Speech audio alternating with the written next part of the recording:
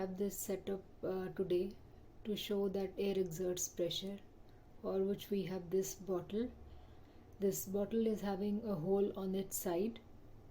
Here it is. Hope it is visible to you.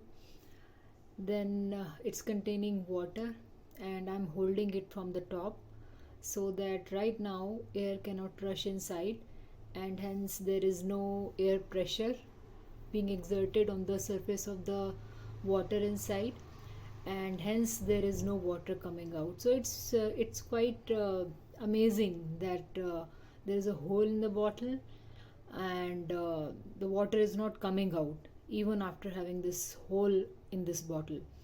So this is all because of air pressure. Air exerts pressure. So right now there is no air pressure being exerted on the inner surface of the water. That's why there is no water coming out. The reason is that I'm holding this bottle right now with the help of my hand tightly from the top, as you can see. So that's why air is not entering inside, and it is not exerting pressure inside. That's on the surface of water inside.